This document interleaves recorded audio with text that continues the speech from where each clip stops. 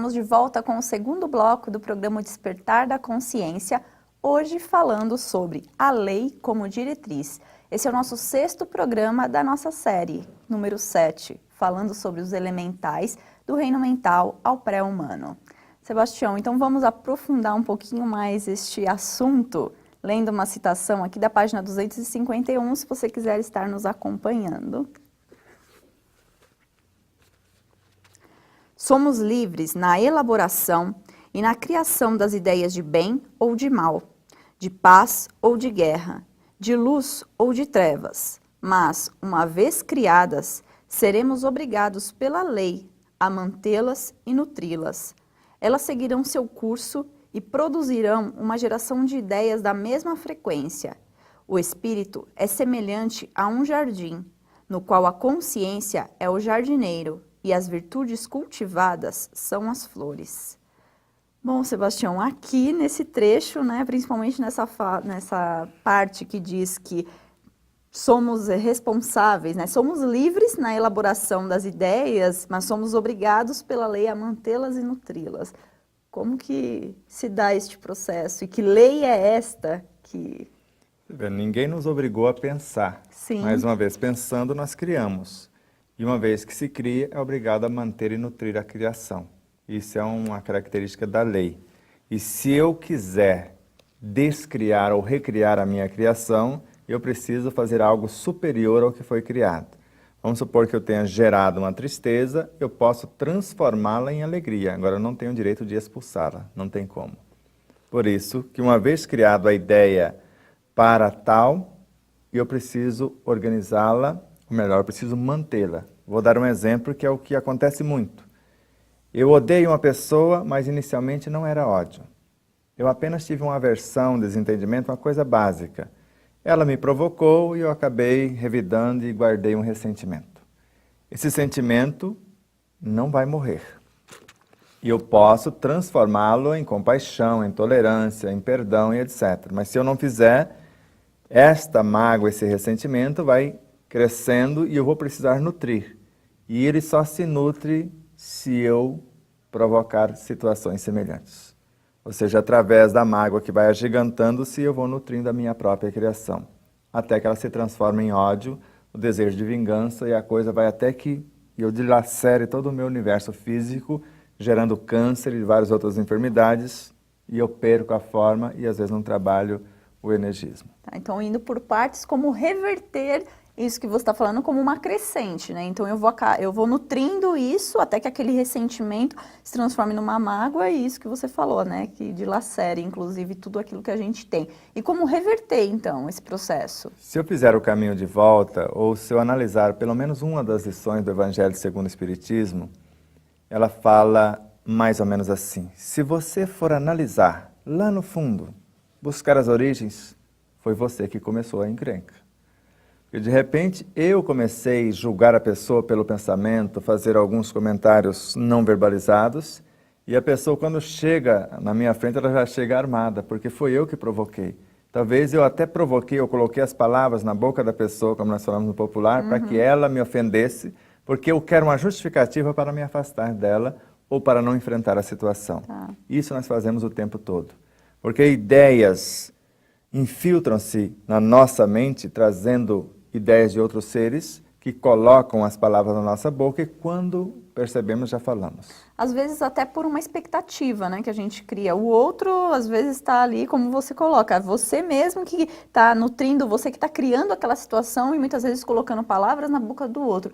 E muitas vezes isso se dá até pela expectativa que se cria em relação ao comportamento alheio, né? O Exato. outro não precisa corresponder àquilo que eu estou criando, àquilo que eu estou idealizando, mas de alguma maneira minha expectativa faz com que eu mesmo fique ressentido por algo. Exato, você cria expectativa e cria padrões. Se não preencher aqueles padrões, você pode até, na expectativa, ser correspondida com aquele carinho, com aquela atenção que você gostaria. Mas você criou um padrão.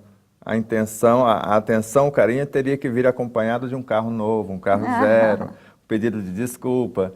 E só veio o pedido de desculpa, não veio o carro zero, não veio o outro atrativo que você estabeleceu como padrão.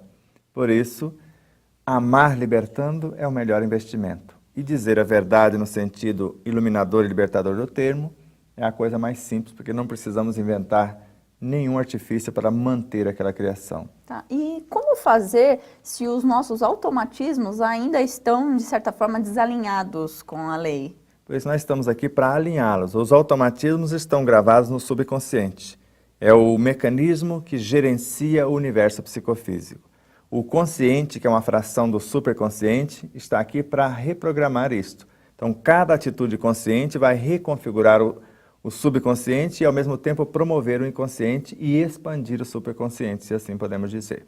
Então, eu sou uma fração do superconsciente, estou atuando para reconfigurar esses automatismos, que, por sua vez, vai promover os elementos que geraram esses automatismos que estão gravados no inconsciente. Tá.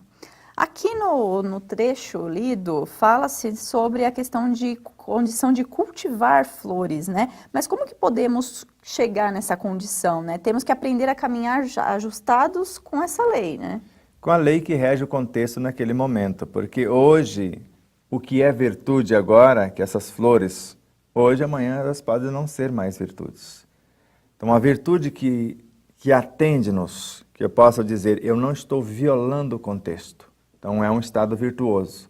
Mas daqui a pouco as coisas se modificam, o contexto evolui e exige novos comportamentos, novas virtudes ou novos padrões. Tá, isso poderia entrar até aquilo que você cita muitas vezes, que hoje o perdão é uma virtude, mas que no futuro próximo será isso um vai vício. ser um vício, né? Porque quem perdoa, parte do princípio, é quem se ofende, quem se magoa, quem se melindra.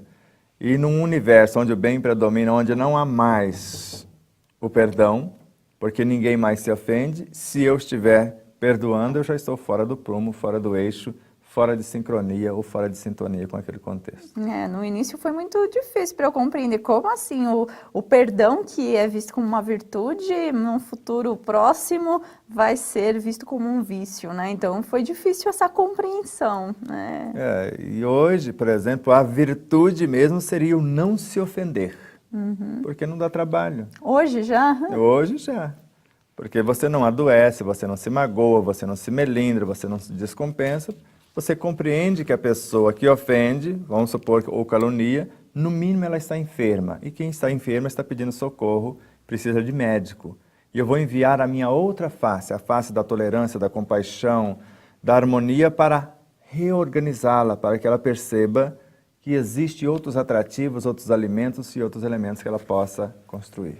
Ok, então vamos praticar, né? A gente está aqui estudando justamente para podermos chegar nessa conduta aí que o Sebastião, Despertar da Consciência, nos convida. Mas para isso, então, precisamos estudar mais um pouquinho. Então, te convido aqui para a página 251 ainda, mais uma citação. Na arquitetura e tentativa do acerto, haverá sempre a possibilidade do erro. Quando elaboramos por ignorância ou inabilidade ideias desconectadas da lei de harmonia, responsáveis por inúmeros e dolorosos sofrimentos, sempre será possível reverter qualquer atitude ou situação menos feliz, seja qual for a posição em que nos encontramos.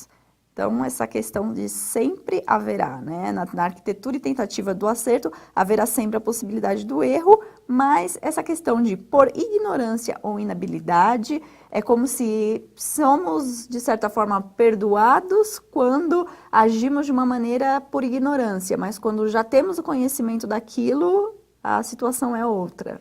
O perdoado, ser compreendidos, convidados a refazer o caminho, Tá.